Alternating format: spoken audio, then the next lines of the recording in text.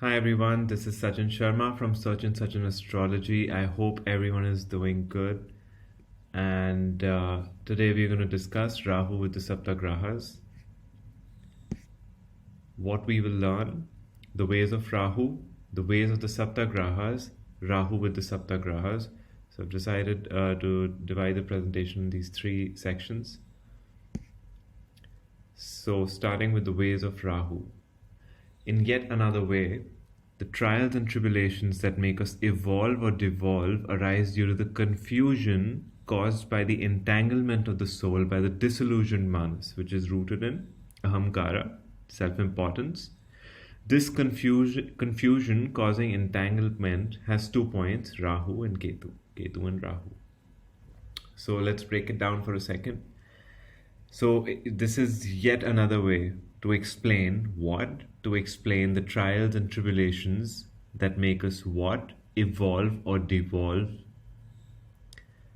How does this happen? It happens due to the confusion that is caused when the soul is entangled with a disillusioned manas. What is a disillusioned manas? A disillusioned manas is a manas that is not aware of itself, that is still rooted in self-importance, ahamkara, which doesn't really understand or has experienced itself as a soul, or being seen its own light as actually the light of the soul being reflected through it, right?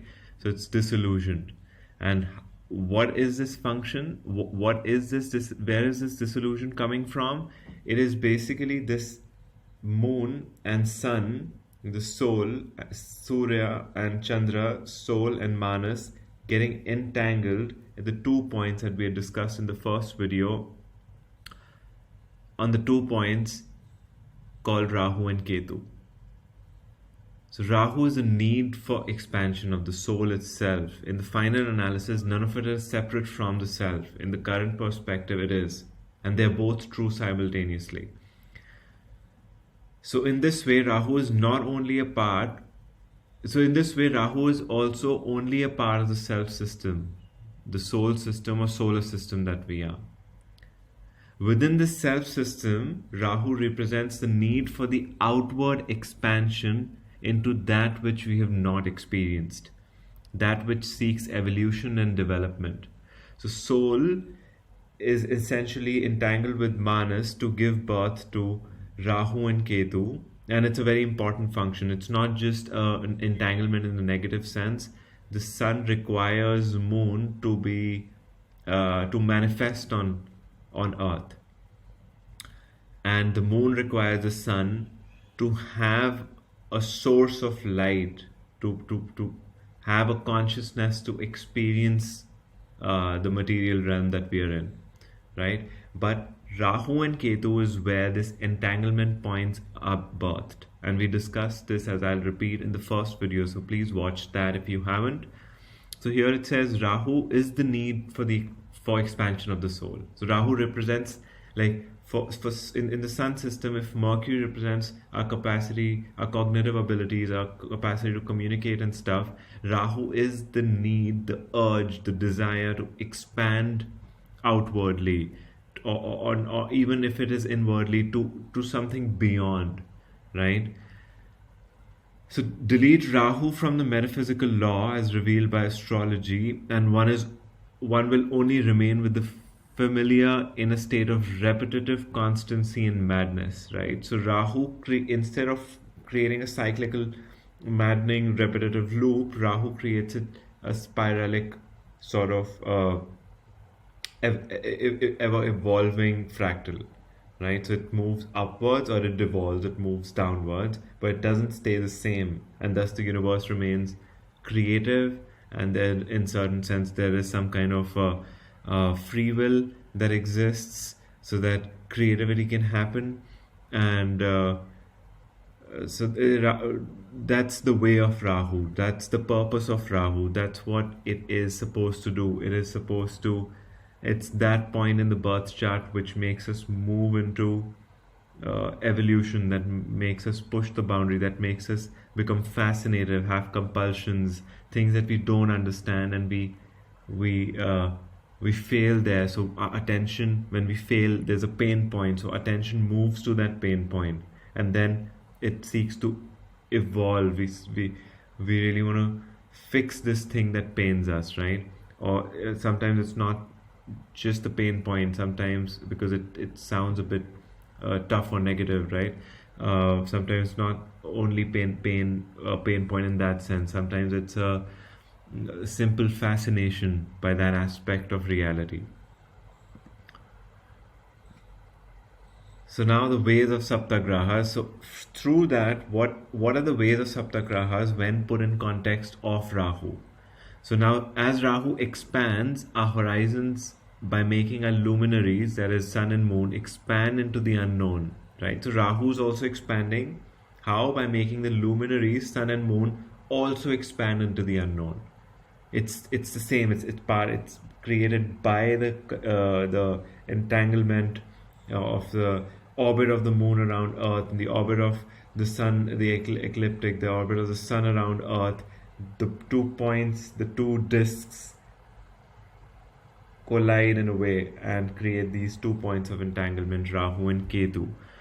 So we require assistance of all the embodied grahas as we expand into the unknown. Now Sun, Moon, Mars, Mercury, Jupiter, Venus and Saturn are the 7 embodied grahas, which I'm here referring to as the Saptagrahas. The Navagrahas, the 9 grahas, include Rahu and Ketu in the scheme, but here, since we are learning about Rahu itself and also Ketu in a sense, we are referring to them as the Saptagrahas. Now within this scheme, Sun is the Atman. As we know, Sun's function is its consciousness itself. Atman means that which remains. So if everything dissolves, the essence which experiences remains in its nascent, luminous, loving and courageous form. It is the I amness. Now moon is the manas. Manas can be translated to imagination. It created images by using the light of the sun. So it creates images by using the light of the sun and connects us to the physical embodied experience with all the other grahas. It is a satellite that tunes into the frequency of all the grahas and always works in unison with the sun.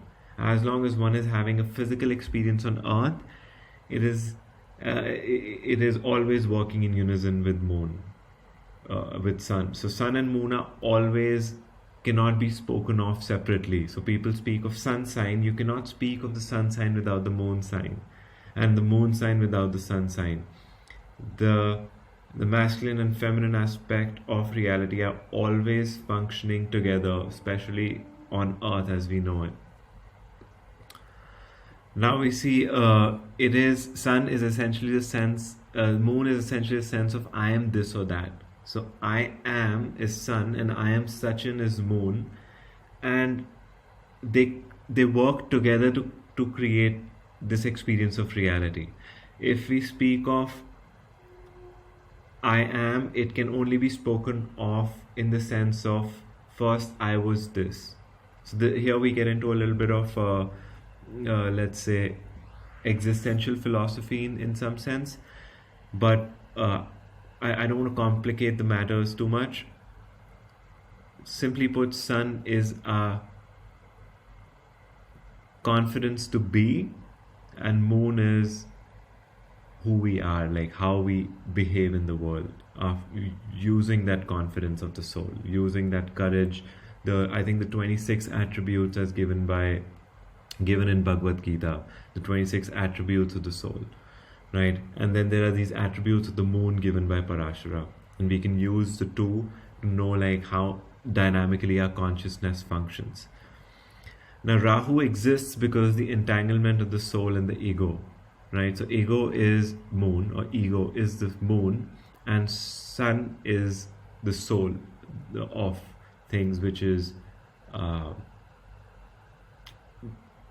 this light being reflected around us. Now how we interpret this light is moon. right? And how we then connect to this reality is how the satellite moon is tuning into the 5 planets, right? So sun throws the light on the moon. The moon then, as a satellite, tunes into the 5 elemental grahas. And Rahu and Ketu are the evolutionary path of consciousness. Ketu is the vasanas, the karmic residue, which gives us information to project another reality, and that's why Ketu is really, really fundamental to maybe even Sun. And then Rahu is how we expand the path that all of this takes.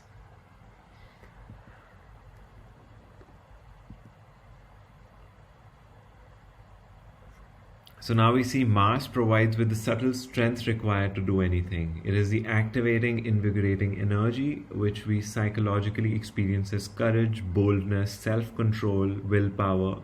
So Mars provides Rahu with courage as it moves into deep space. So as Rahu, Sun has a vision that I want to create a life in, let's say, in a monastery, right? And then Moon is like, I need a monastery which feels, which has a strict teacher. I want a Zen monastery, right? And then maybe not necessarily Zen is not necessarily a strict teacher. That's a funny association that I have. But then Moon will tune into Mercury. Okay, so how much do you read? So when you're looking for a monastery, you'll be like, okay, does this teacher ask us to read a lot? And then Moon is tuning into Mercury. Do you have the capacity to read a lot? And then Moon tunes into Venus.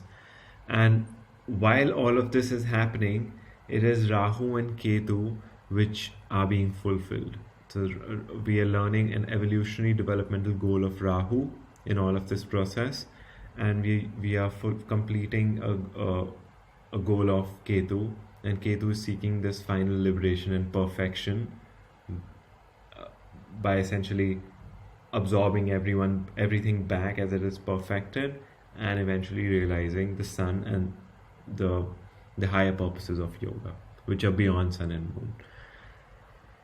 So now Mercury is the cognitive capacities which allow us to read, write, intellectualize, categorize. Essentially, Mercury externalizes the internal world of Sun and Moon.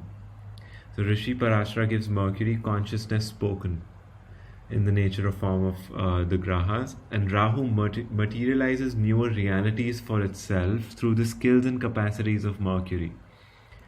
So there is the capacity to discriminate and differentiate. So as one, let's take the same example, as one moves to that monastery, it will be Mercury which will make friends, which will have a schedule and know how to manage their time, and which will know if they need to learn the language in which they're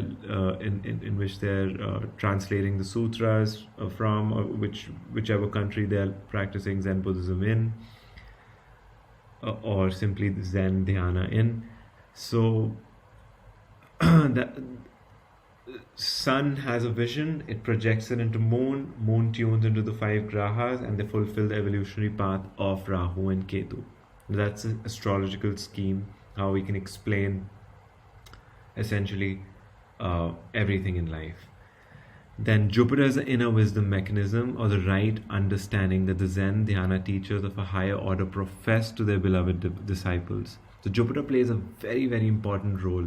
It is, in a sense, the inner voice. It is the inner wisdom mechanism. It does not come from information, data. It doesn't come from the knowledge it has absorbed externally. That's Mercury.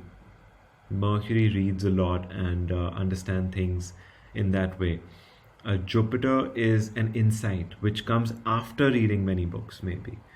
It's when we make the information into knowledge and then more like wisdom, right? So when it enters the heart, what they say, what they call when the teaching enters the heart of the disciple. So then the disciple becomes the teaching. That's Jupiter's job. It is this deep wisdom, deep sense of discernment, telling the difference between telling truth from false. So in the deep dark space exploration journey of Rahu, it is Jupiter's joy, goodness, wisdom and grace which guides it. So when Rahu is sort of exploring unknown territories where anything can go wrong and things actually do go wrong, it is Jupiter's positive attitude, self-encouragement, or seeing the bright side, optimism, goodness, having the wisdom to sort of transcend the state of self-absorption, and the grace, the luck that you sort of bypass an obstacle sometimes. All of that comes from Jupiter. Now, Venus is one's capacity to be nourished, rejuvenated, and re-established in oneself in such a manner that one can go on for a longer duration without getting burnt out. Right? So Venus is, and the thing is, let's take an example of a flower. So if a flower is, if you take the smell of a flower every day, but you don't water it, if you don't take care of it, you don't talk to it, it wilts. And that's the thing. We have to create a win-win situation for Venus to work, because otherwise the resources on either end will eventually dry up. So Venus is all about this watery, this wetness. It cannot dry up, and for that we need to know how to create a win-win situation in life, how to create a trade that does not run a deficit. Relationships with other beings and even things can make life a heaven or hell on earth. It is not about what we desire. All human desires are fundamentally the same. The desire for connection, and you know how it goes. It is about how we desire and how we fulfill those desires, which makes life a pleasurable Venusian heaven or a rough hell. As Rahu explores deep space, it is Venusian diplomacy, softness, ease and nourishment, and creating win-win situation that makes the exploration a worthwhile pursuit to begin with. So if one is going into some kind of Rahu evolution, but if the cost of evolution is too high, if how they are choosing to evolve, the price that they're paying is too high, even after they seem to be evolved, they would have paid too much to get to that point, and at that point they haven't truly evolved, right? So all of these grahas are also evolving at the same time, while Rahu is sort of taking one to like an extreme. It's forcing one to go into the unknown waters. All the grahas are re-establishing, relearning themselves, are also evolving. That is the purpose of Rahu. So because it's the nodes of the moon, right? So when moon is tuning and absorbing and tuning into the needs of every graha, the nodes of the moon are what are essentially doing the churning, essentially what the planets are like grinding against, getting the friction off of to evolve as well, right? So it's a synergy, it's a symbiotic relationship. Nothing is working in isolation in astrology, and that's why it becomes so complex so quickly, and that's why people seek simplicity from astrological thought, which is, I feel, impossible with astrology if you want to do it properly. Now finally, Saturn, the graha of resilience and resistance, is what determines how far out can we actually make it into this deep space exploration of Rahu. It is a capacity to bear the inevitable traumas and burdens of life and keep moving on without getting stuck. So a strong Saturn, and I think there's an old idea from, I think, Satya Jataka, where it says Ketu behaves like Mars and Rahu behaves like Saturn. It's essentially the idea that Saturn is our capacity to bear traumas, and Rahu creates a lot of disturbance because we are dealing with things that we haven't dealt with before. We don't really understand that aspect of life. It's like we're still interning in those areas of life, let's call it that. And as we are interns in that area, we tend to make mistakes. And when we make a mistake as an intern and we feel embarrassed, do we take that embarrassment to the heart and stop doing work, like stop progressing in our work? Or do we shrug it off, deal with it, cope with it through humor or self-compassion or something like that, and move forward? It depends on the health of our Saturn. Saturn is our capacity to bear traumas and how we persevere through life.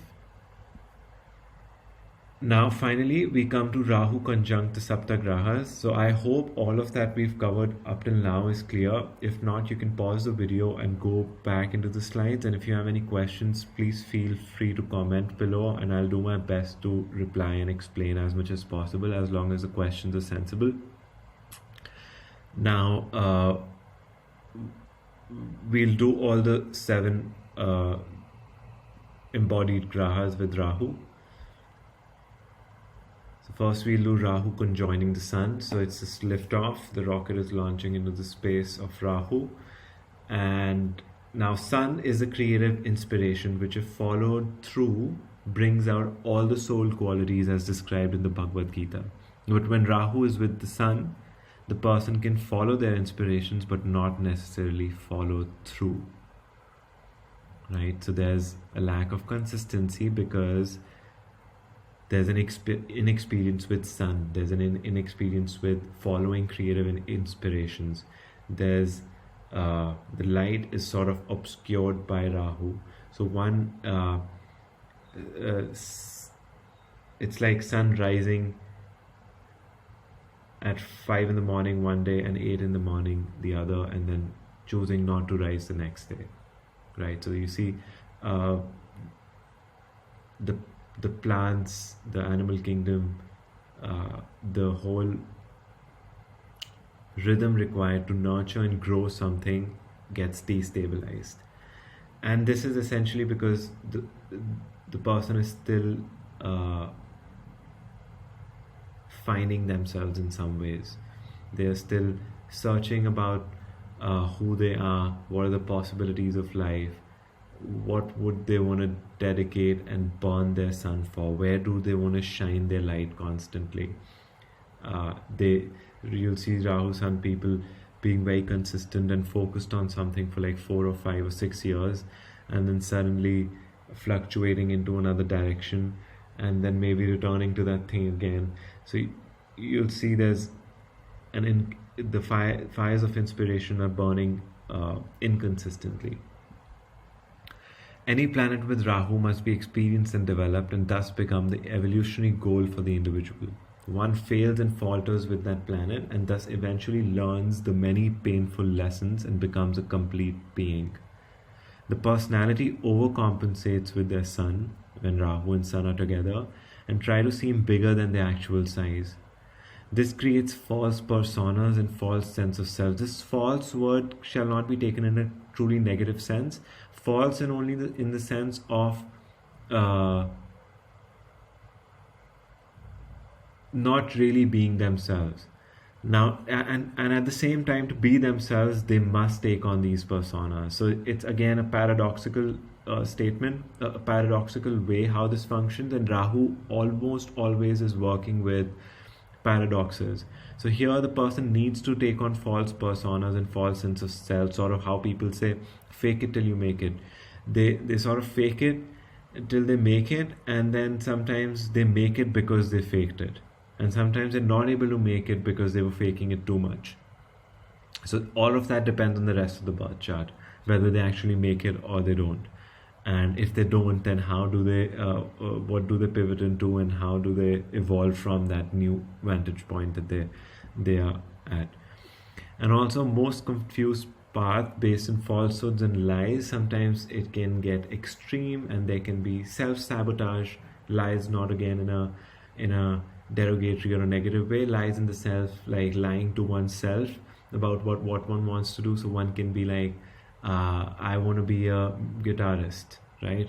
And you see their father is a businessman, and they're 20 years old, 21 years old, and they have studied business administration, but they believe that they want to be a musician.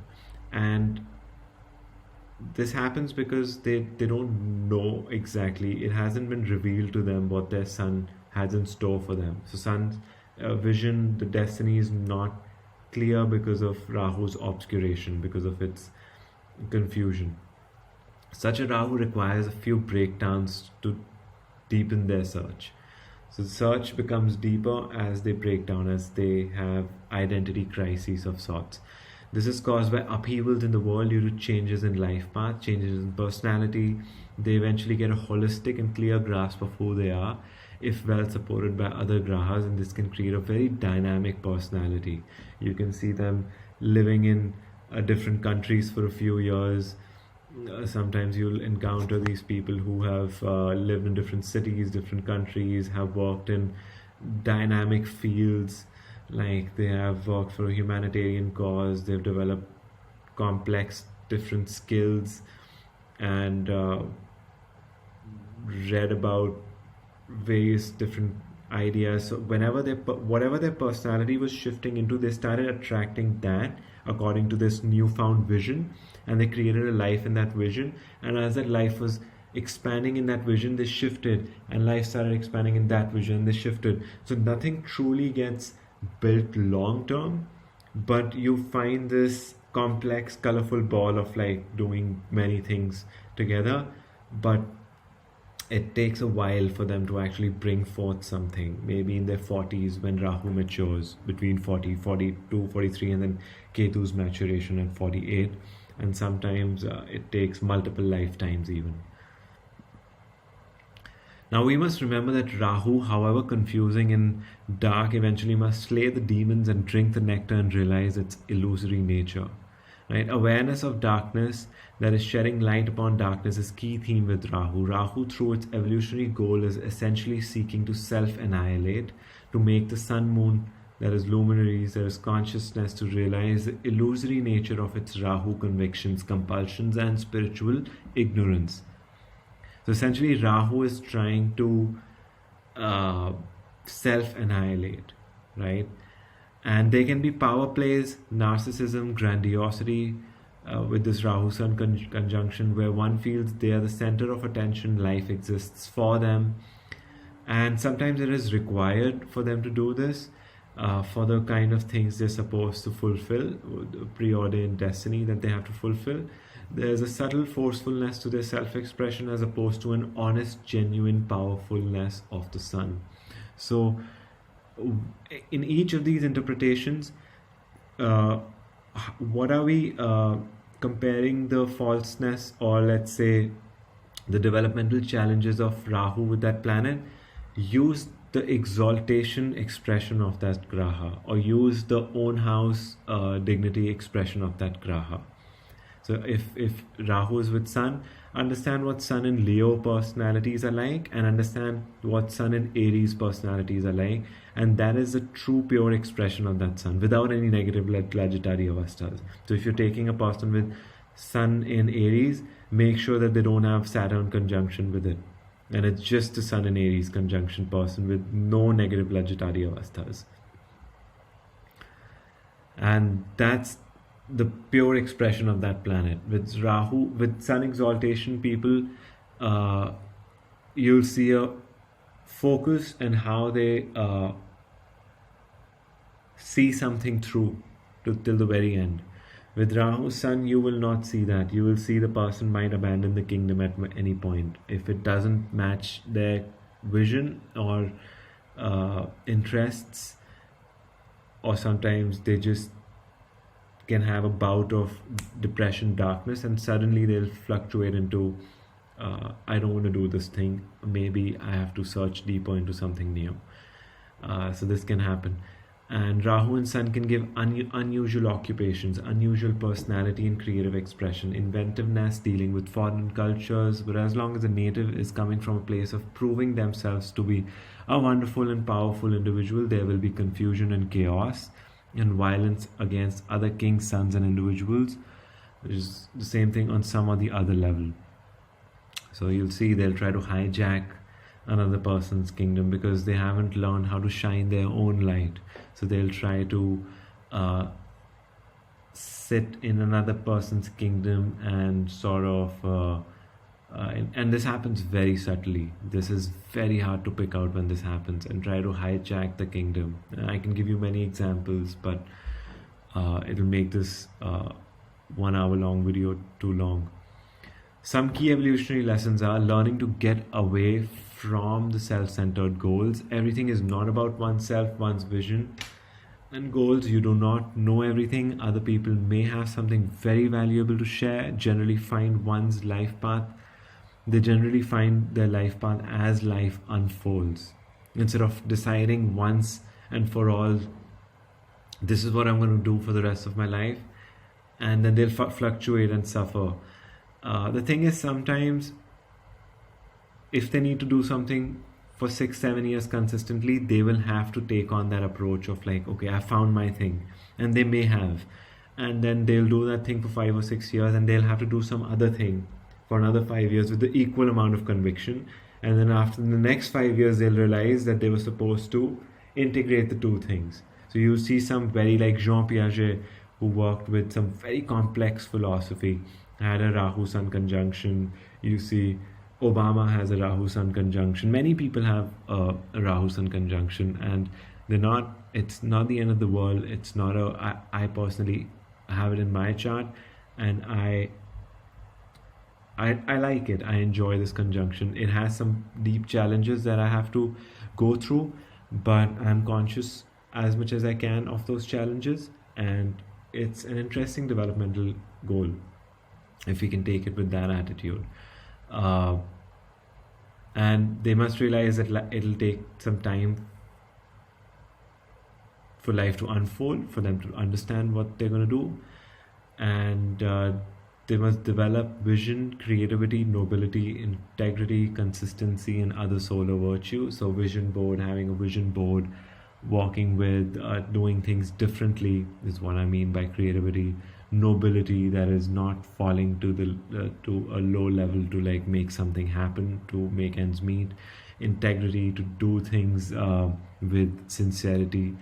Consistency, to like see through things, to start a project and no matter what, follow through it and find that sense of consistency within oneself. One's masculinity seeks to be validated in case of men, and one's independence seeks to be validated in case of women. And one can even seek out complex mixtures of masculine and feminine within a female or male body. For this, a few other factors also need to be considered. So that is something interesting and it needs more research. When there's not enough adulation and recognition for their efforts and personality, they can become disheartened. And when they get disheartened, they can get more obsessive into developing sun. Or they can quit. They can just go into depressive state and be like, okay, this is not for me. So it can be sought in a healthy way, consciously, seeking this sort of validation. Approval can be sought in a healthy way because it's a need now for them, evolutionary need. If well placed and well supported, it can create a genius and a very progressive and mature personality. However, there are many developmental challenges before this becomes a reality. Rahu conjoining Moon. Moon deals with our emotional nature, the psyche, the manas. It is the individual preferences and the continuity of consciousness that gives us a sense of uniqueness and the capacity to remember, know, feel. Rahu, on the other hand, can create confusion, darkness, and the graha who thinks, and it just seeks to do things a bit differently because it's doing it out of this innocence, ignorance. Excesses of emotions where one can go from one extreme to another. One seeks inebriated states of consciousness, altered states of consciousness. This is even true for Rahu and Sun conjunction, not necessarily through chemical and herbal substances, but also other yogic practices or more general eating habits which produce more feel-good hormones and a crash afterwards. So there's a need to seek a peak emotional experience which is often followed by a crash. So it's erratic emotions.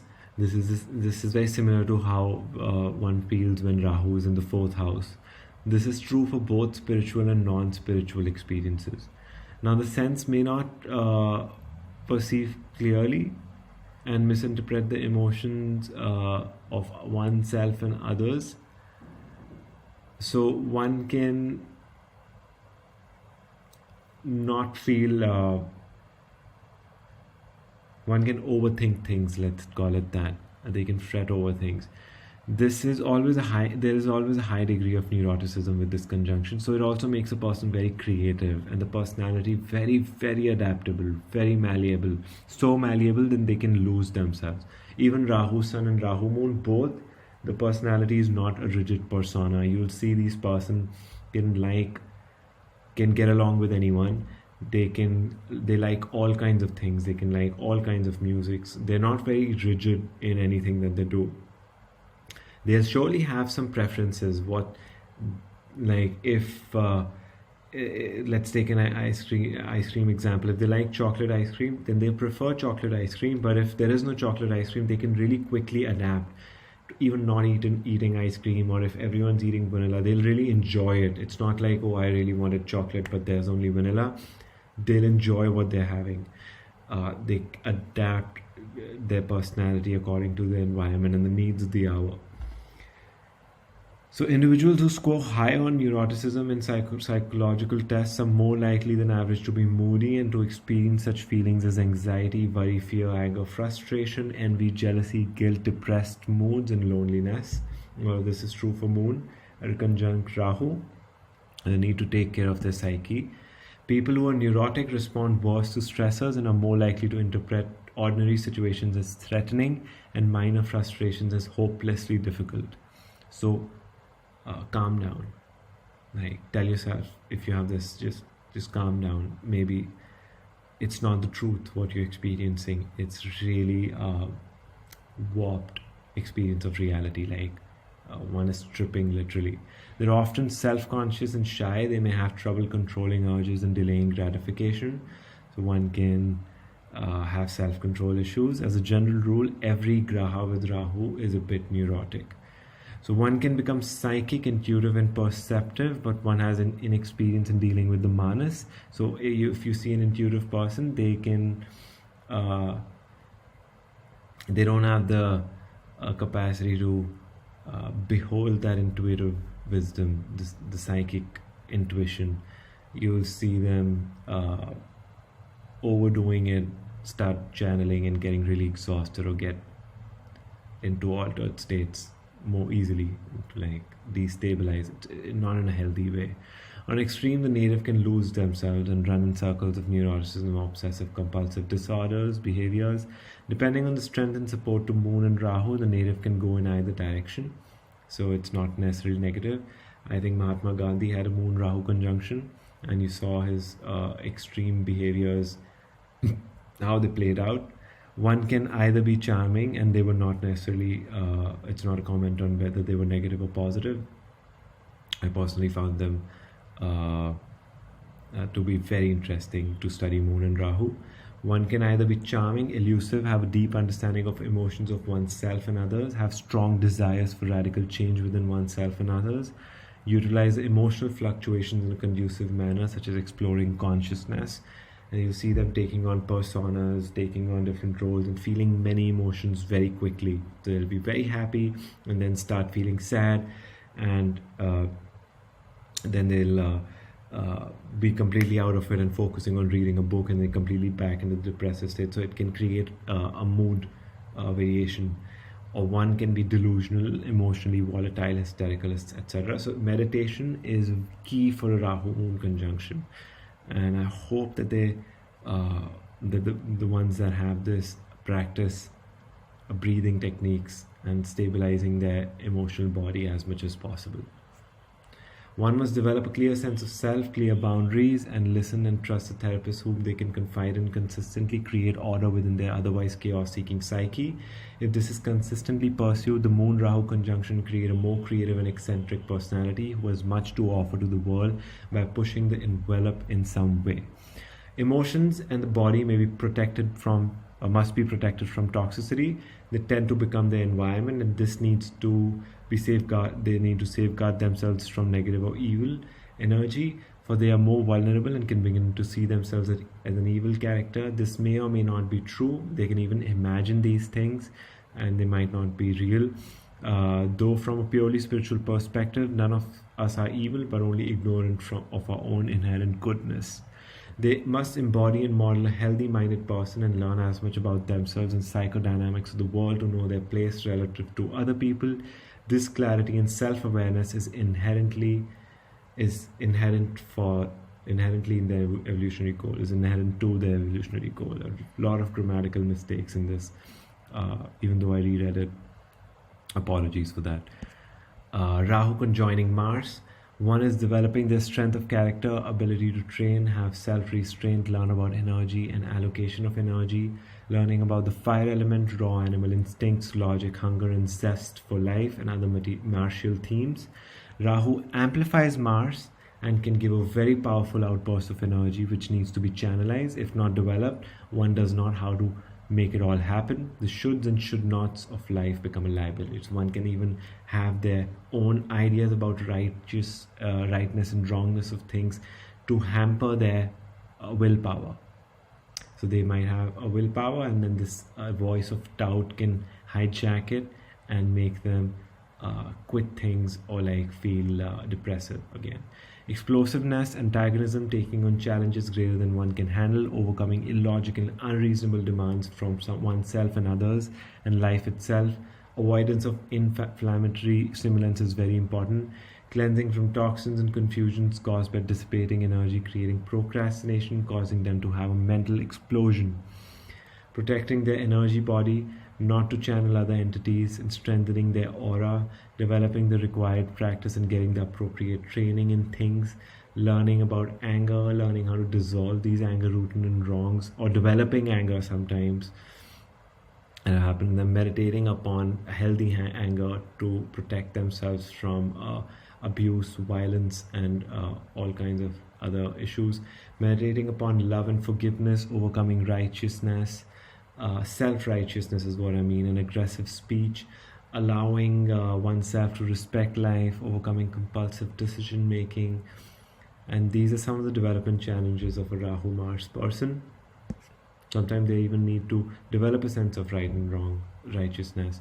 If one can work through this confusion, one becomes insightful and have a hands-on experience with a lot of difficulties of life and gives more practical advice to other people. One can take their martial practices to an extreme through focus and dedication. There's a capacity to work with teammates in a way that brings out the best in them while advancing oneself through their teammates. It becomes a mutually transformative experience. If imbalanced, one lacks willpower and focus to start and finish anything. It takes a lot of work and effort to work through this, and one must allow oneself to find the strength to be able to deal with these evolutionary goals. Mars must learn patience, training, and peacefulness to become mastered and override the confusion and chaos of Rahu. So it must know the capacity to fight and focus while keeping calm, right? Not lose oneself in the battle. Stoic philosophy can greatly benefit a Rahu Mars individual, though it will also require the support of Saturn, wisdom of Jupiter, etc. This is to bring to attention of the reader that all the grahas are involved at any given point in varying proportions, and the general astrological principle must be kept in mind while going through these interpretations. Rahu conjoining Mercury. Now, trial and error, experimentation, and a constant openness to experiencing and learning is the name of the game for Rahu and Mercury conjunction.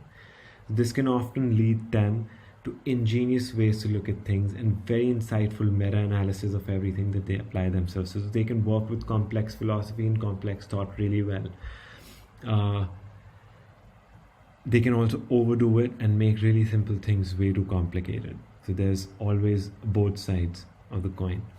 Discrimination, learning, intellect are the developmental challenges for the individual. It is difficult for them to learn, especially in Mercury's age, where the individual may show some unusual learning capacities which need to be noticed by the parents, or it may also show some learning disabilities which also need attention.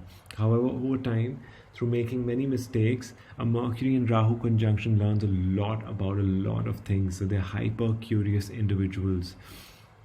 They're the most hyper curious. You'll see them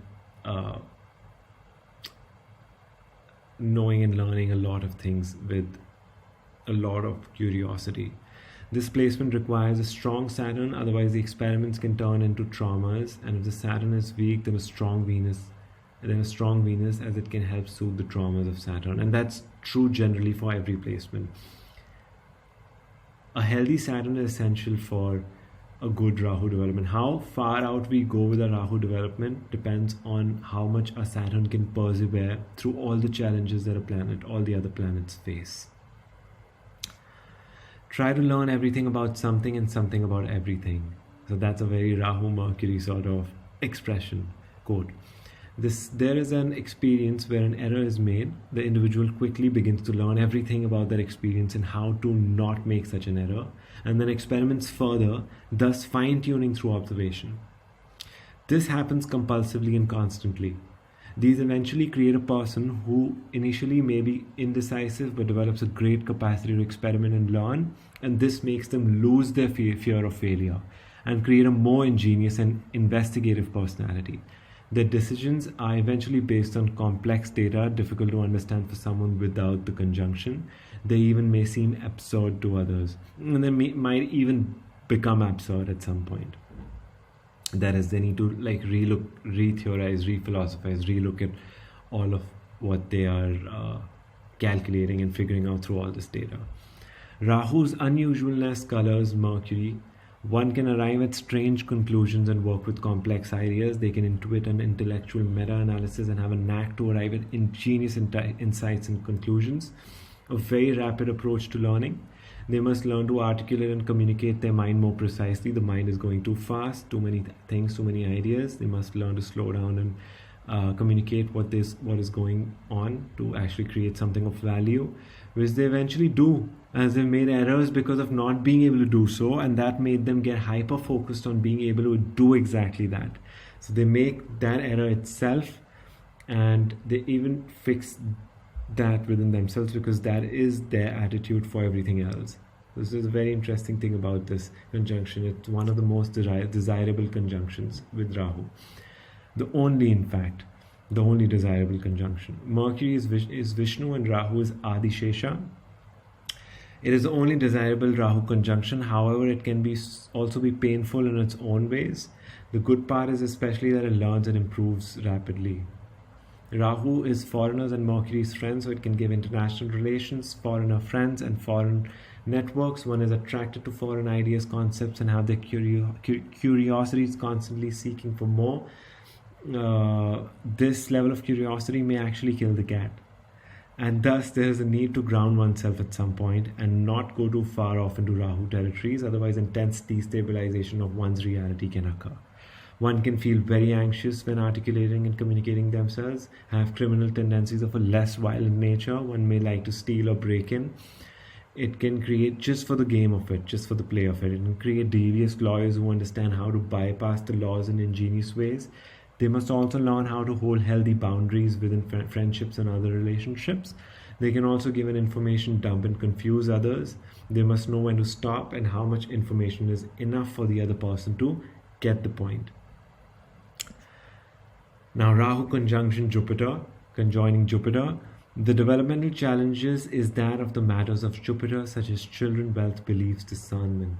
All things Jupiter become convoluted in confusion due to either Rahu excesses, some sort of warped up beliefs, conspiracy theories and other behaviors which are not very well accepted in society, which also may be rooted in the sense of seeking meaning and purpose in life in a sort of a, let's say, deranged fashion, or in a unique way. Let's not have only a negative connotation. It can also create heretics and whistleblowers, anti-establishment people, but overall there's a little reason from happiness from such pursuits. They can be important for the evolution of collective consciousness, their difficult consciousness, their difficult life experience to embrace in general. For this this conjunction, the joy-giving wisdom quality of Jupiter, as told by Rishi Parashara, neither gives wisdom nor joy. But this is not true because one is developing into it. So eventually one heals, but initially the experience is such. And one must find oneself anchored in reality. The key is to develop discernment, overcoming fantasies, compulsions, obsessions, and over-optimism. The weak discernment can cause them to waste their time with people, places, and philosophies that lead them nowhere. One seeks to be good and do good, however, they do not have an intuitive understanding of what goodness is. So one can end up doing more harm than good, as it is often revealed to them eventually. It can also be difficult to find meaning and purpose. So they may seem pushy about their ideas that they compensate to find purpose, happiness, and meaning in some external form. They can also have a very odd and confused philosophies. They need time to explore their interests and figure out their purpose. The lack of discernment, which creates alternative philosophies, can cause difficulties to women in their marriage and also towards raising children. And they may even raise their children in a very different manner if it's a more positive Jupiter. However, if Jupiter and Rahu are well supported and strong, then one can get into alternative marriage settings and ways to bring up children. Exactly. So the native is multicultural, world-centric, often very open to new experiences on the positive side. This causes them to observe life from a completely different vantage point and allows them to let go of all structures and often even create a postmodern relativist sort of belief system who believes that the only absolute truth is that all truths are relative. And thus they can even get into philosophical bypassing by justifying their actions. So it's complex. It's Rahu, Jupiter are very complicated people, because Jupiter is how we understand life, how we make sense of life, what's our wisdom, and you'll see they're very open, and they're also very rapidly evolving into newer forms of wisdom, and they eventually gain a lot of meta-analysis of Jupiter, of different kinds of Jupiters. They'll access different Jupiters, different philosophies, what do you think, what do you believe, and they'll know a lot about Jupiter, but they will not have had, and that actually helps them evolve their Jupiter. They will not have had a truly